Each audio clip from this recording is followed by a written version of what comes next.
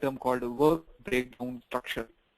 So if you are a practitioner in project management or you're preparing for your PMP, this term might be synonymous. So you ideally know a work breakdown structure as per the Project Management Institute. They say it's a deliverable-oriented grouping of project elements that organizes and defines the overall scope of your project. In layman terms, what we are trying to say here is you are breaking down the scope of work into small, manageable, verifiable, and accountable pieces so that you have confidence level in terms of what should be delivered and what should not be delivered as a part of it. So it is an assumption we are making here that a work breakdown structure exists because we would have understood what the scope of your project is. The second step is, as per standard, the work breakdown structure, each element in your WBS, which is represented in a hierarchical manner, should ideally have a unique code. So the way in Project 2010 you define the unique WBS's code is making use of the project ribbon. So without further delay, let me go back to my Project 2010 here. So as you already know, Project 2010 has a ribbon-based interface. So the first step is, if you want to define the different codes or the rules that needs to be followed for each level in your WBS, you just need to go to the project ribbon. You can find there is an option called WBS. So through which you can just say define the code here. So by default, Project 2010 will not have any default levels, which means the WBS codes will be more in a numerical format like 1, 1.1, 1.2, and so on and so. In case if you would like to have a different coding system for each level in your WBS, maybe you can define it here. As an example, let's say we have 3 levels in your WBS. Let's say the top level is going to be the name of the project. So I'm just going to say the project code prefixes sample. And in level 1, I'm just going to say it's going to be numbers. And when I say ordered, it's going to be automatically generated as you create different elements in level 1. In level 2, let's say I'm just going to have maybe characters. Since it says unordered, I just need to key in what code or what characters I want in my level 2. And let's say in level 3, I just want to go by the uppercase letters, which is again ordered, which means it's going to be capital alphabets and it's going to be automatically created. You can also restrict the length in terms of each level here. Here I've just given it as any, and you have a separate here dot. Maybe you can just use a different separator here. Okay, and we'll try to understand how these sequence will be used as we start creating activities in your Project 2010. So let me save the setting now. So you might not see any big difference which will happen in Project 2010. So the first fundamental step is, before you add activities into your Project 2010 or create a work breakdown structure, you need to turn on your project summary task. So you just need to visit the format ribbon. You can find on the rightmost corner, there is a small option available called project summary task. The moment you turn it on, by default, the level 0 of your WBS gets added. By default, the name of the file will be the name of the level 0. So let me double click this file name and just let me give a name here.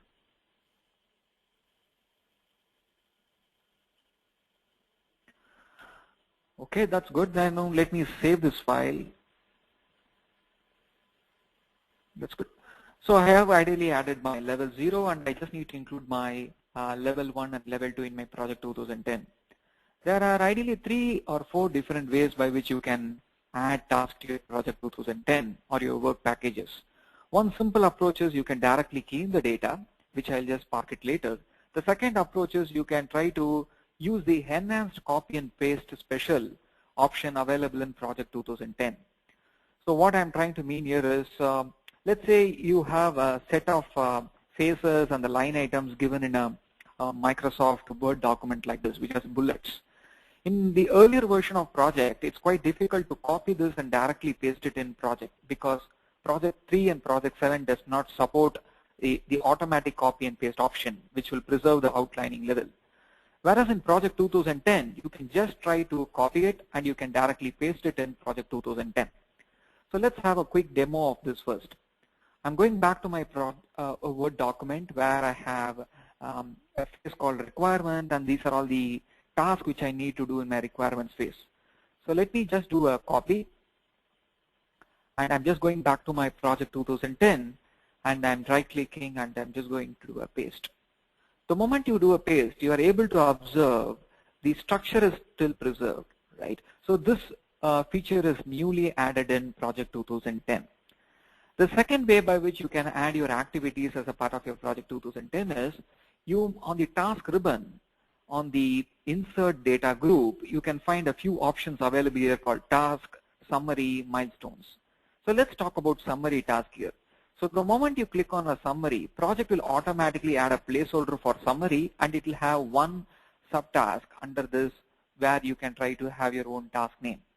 So let me click on summary button on my task ribbon. You're able to find a new summary task gets added, and you can see the subtask will also be a placeholder. So here I'm free to type in what name I want. Let me say I want to have my design where I to have a meeting. Maybe let's say I'm having a meeting. I am preparing a design and I am approving it. Okay. So as you can see, there are many ways by which you can add your activities. Once you have added your activities, you might be able to find, though the task name looks the way what we wanted, you can see the remaining three columns, that is the duration, start and finish, will be left empty for some of your activities, whereas some activities will have some data. So this is when you need to understand what is called as a task mode in Project 2010. Though by default on the task mode you see some two icons. You can see there are two icons, one with a blue bar with an arrow and another with a pin and a placeholder, a question mark.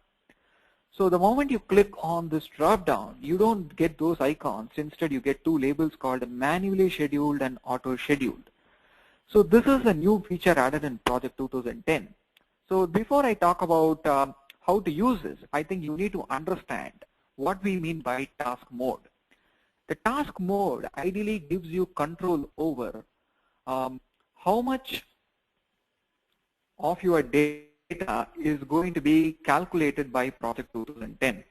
Or in other words, if you want to have control over the start date and the finish date of your activities, or in other words, you don't want Project 2010 to automatically calculate the start date and finish date of a task, then you go for what we call as manually scheduled. If the dependencies, if the resource calendars, the duration of the activities, if that needs to be respected, then you go for the mode called auto scheduled. Let me give a very simple example. You can see that you have the board pins with some placeholder, that's a question mark. So with this one, what we can ideally say is, let's say, I can say my requirements is currently, I can just say it is around 5 days, okay?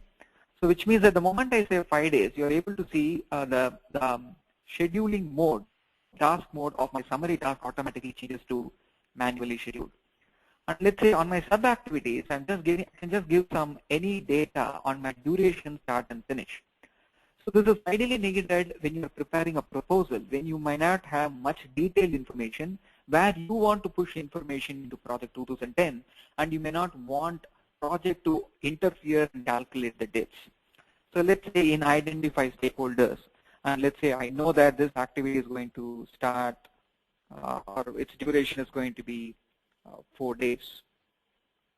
Okay, and the conducting workshop, I need clarification. Okay, but I know that this activity needs to be completed by, let's say, 19th. So as you can see, in a manually scheduled activity, you have complete control over what you have in duration, start and finish. But the drawback of using the manually schedulers, it will not help you to build a realistic schedule. For example, if I say my identify stakeholders, it's starting on 4th, okay, and my conducting workshop is going to start on 11th, okay.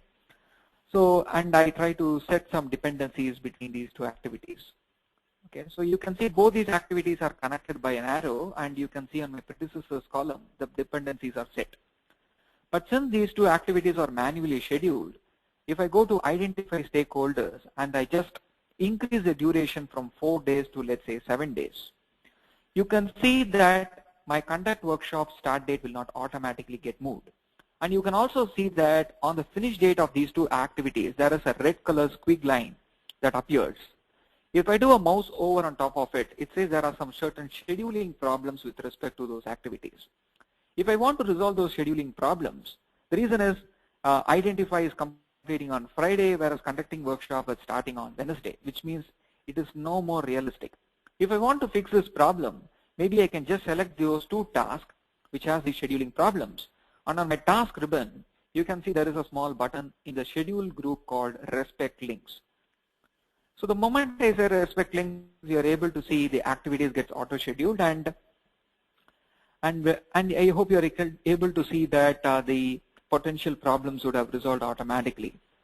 But the next time if I change the identify stakeholders to, let's say, 10 days, this problem comes again.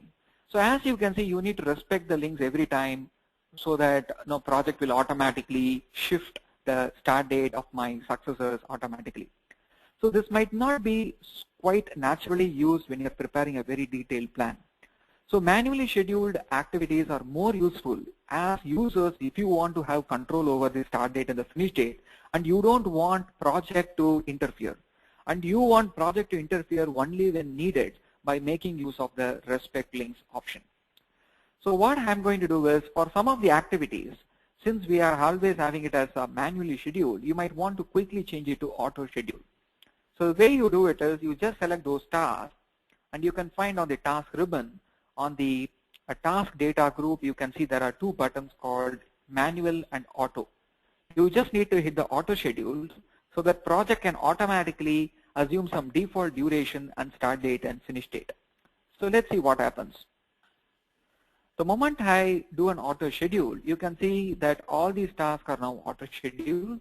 You can see for those activities where I have not provided the duration, it always assumes that this task is assumed to be complete in 1 day. And you can also see that all these activities are also starting on the project start date by default. But this was not happening when you are having a manually scheduled activity. The second step is not every time you might want to change from manual to auto or from auto to manual. There are some times where you like to say any new task what I'm going to add in my project, by default it should always be manual or it should always be automatic. So there are two ways of doing it. One approach is on your status bar. I hope you guys can find the place where I'm having my mouse. It says new tasks are by default manually scheduled, which means if I just create a new task here, you can see by default it's going to be manually scheduled. But instead, if I'm just going to say it is going to be auto scheduled, and if I just use the same task option, you can see that this task is now auto scheduled with a default duration of 1 day, and it assumes that this activity is going to start as per your project start date and finish on the same date. So this is what is the difference between your manual and auto scheduled. Okay, so I'm just going to remove these activities and I'm just going to convert all of them as auto scheduled. So as you can see, right, you can always have a combination of manual and auto in a project. But please remember, the moment you have a manually scheduled activity, project will not calculate the start date and finish date, because since you have provided the start date, it will not automatically move to the next date based on its predecessor. Okay, so this is the first point which I just like to emphasize on. Now let me move back. So this is the next slide which I was talking about. You need to ensure that the right task mode is set that will allow you or prevent you from calculating your activity start date or the finish date. So there are two ways of doing it. Go to the task ribbon where you can just change the individual task from manual to auto, or at a file level, if you want to have your task as auto scheduled or manually scheduled, you can either use a status bar or you might want to use the mode option through which you can say new tasks are either auto or manually scheduled. There are other ways by which you can add your activities into your Project 2010. So, but there are certain terminologies what Project 2010 uses. Those activities what you are having at the leaf level, that is at the lowest level of your work breakdown structure, though it is called as work packages, here we don't say work packages, instead it is called as normal activities. So what I mean by normal activities are those activities that are done by your resources or your team members are called as normal task. So I'm just going to reduce this duration to a much lesser number. Okay. So let me say meeting is going to take 2 days, my preparing design is 4 days, and approval is 1 day. So as you have already seen, these are certain activities what I created by using the enhanced copy or paste special or by making use of the task ribbon. So what I mean by normal tasks are those tasks which you create by this option. So the moment you use this option, automatically a placeholder gets added. And since my new tasks are auto-scheduled, you can see my duration is set to 1 day question mark. The question mark in the duration column indicates that it is an estimated value, it is a calculated value that needs confirmation from the end user. So if you prefer that this duration column is realistic, naturally you might want to remove this question mark. Let's say after approval you want to have a, let's say, final review. Okay, and you want to remove this question mark. There are two ways of doing it. You can go to the edit option, edit bar option here, where you can remove this question mark, or you might want to double click this particular task where you can say this task estimated, it's no more estimated, it is having the right duration here. So let me say okay, you can see this question mark would have removed. But on the design you can see this 4 days question mark appears because one of the line items is having a question mark. As you can see, the approval is still having 1 day. So let me remove this question mark from approval. You can see at a summary task level, the question mark at the duration column would have disappeared. So currently my requirements and design, as you can see, all these tasks are currently starting on the same date. Okay, and the finish date is basically calculated based on the duration what I've entered in that field. Another type of task which you might want to insert as a part of your work breakdown structure is the milestones. I hope all of us do know what milestones are. They are important events in your project which is generally added at the end of every module or every phase. If you want to add a milestone at the end of a phase like requirements, make sure that you are in the row where you want to insert this milestone. So here I am in row 7 and I just go to the task ribbon where I just hit the milestones. The moment I hit a milestone, the placeholder appears, but you can see the duration of a task will automatically be converted to 0 because milestones are assumed to have 0 duration. There are a few best practices which people follow in terms of naming milestones. If you look at the normal activities what I've given before, like identify stakeholders, conduct workshop, it starts with a verb and it ends with a verb, right? It starts with a verb and ends with what am I going to do. Whereas generally milestones should ideally start with a deliverable and end with what event has happened. For example, in my requirements, a milestone would typically be my requirement document approved. It will not be approve requirement document because approve requirement document looks like a normal task for me. It's a day-to-day activity. Whereas milestones are generally considered as an accomplishment, which means something has already happened in the project. So let me give the name for the milestone. So let me say requirements signed off. Okay, so this is generally a naming convention what people follow.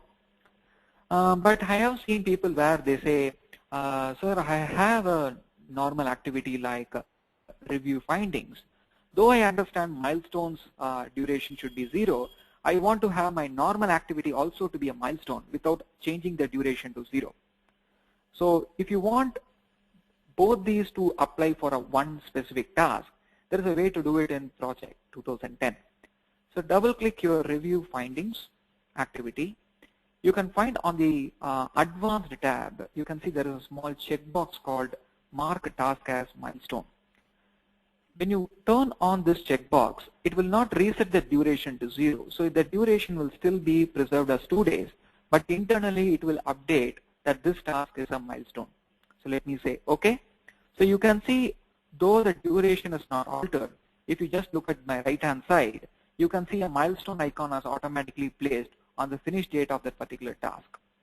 So the benefit is you might ideally want to use either option A where you want to say a task is a milestone by 0, or you want to go for option B where you say a normal task is also a milestone. But I recommend don't use both these options on the same file because it tends to confuse people who are reviewing the plan. So let me undo this change because I'm just going to go for option A. Let me also add a milestone here. Let's say I just say design signed off. Good. So what I have done here is I have added my normal activities, and I have added milestones, and I have also added my summary activities or my phases in the project.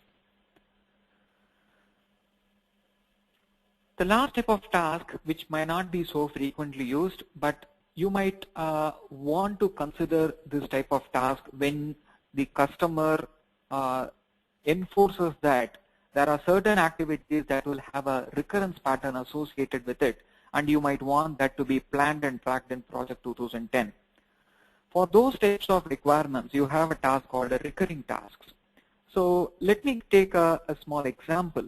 Let's say we have a status meeting for the next 3 weeks, and this status meeting happens only on Friday morning 9 to 10, and it happens on every Friday for the next 3 weeks. So there are many ways of doing it. You can just add 3 normal activities like this, and you can just give the status meeting 1, 2, and 3. But what happens is if the pattern changes, right, you ideally need to go and edit so many number of times in your tool. So the better way of doing it is, rather than adding so many tasks in your Project 2010, you can go for what we call as recurring tasks.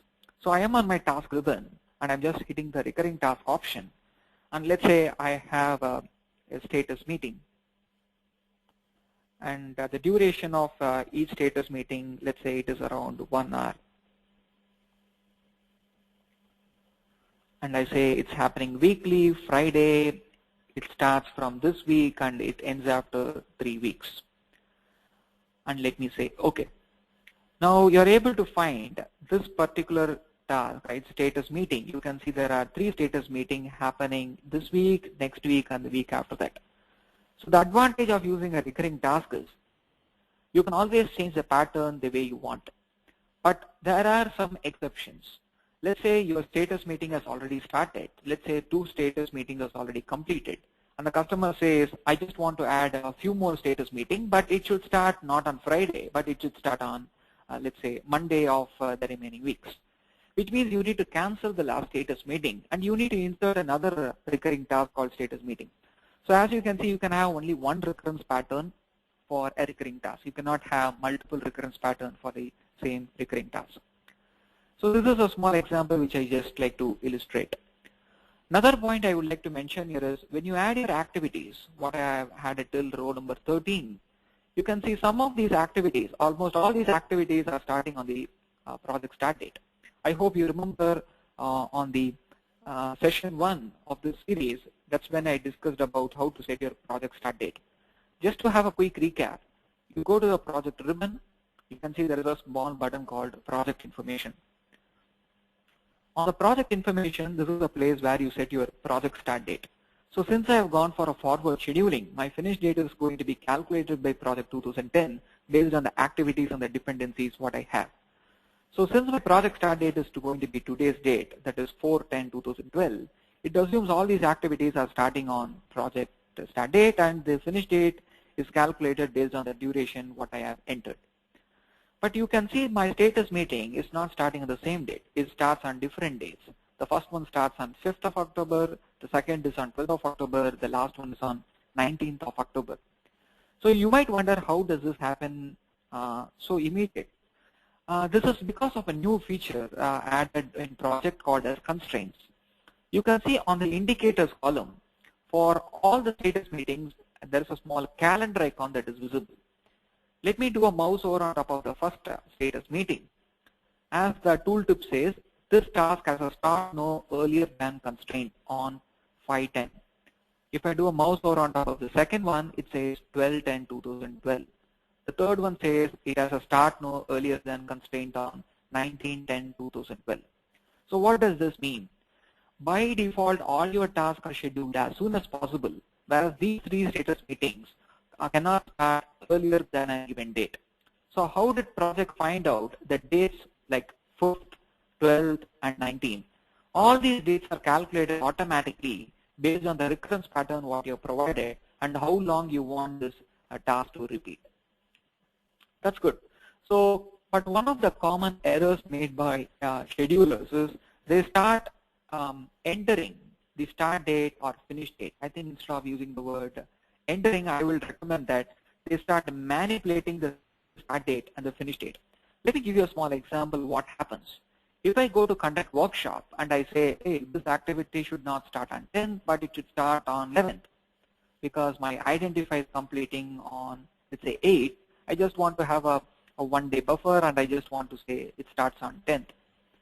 The moment you say 10th, yeah, project respects you because you are the master in terms of creating the schedule. So it automatically moves. But if I go to identify stakeholders and revise my duration estimate from 3 days to, let's say, 7 days, you can see there is an overlap between my identify and conduct. So your conduct workshop does not move to the next immediate date. The reason is obvious. The reason is in conduct workshop, since I have keyed in the start date, project automatically puts a date constraint on the indicators column. You can see the same icon like status meeting appears, but the date is different. It says this task has a start no earlier than on Wednesday, 10th of October 2012. So what I recommend each one of you is don't key in the start date and finish date when you're preparing a plan. Because the moment you start entering dates, project will automatically set constraints on those tasks, which will force your schedule to be less realistic. Okay, so this is a very common error I have found when people use project. So I just did an undo so that we can just have it more realistic. Now we have understood the different types of tasks which we have entered.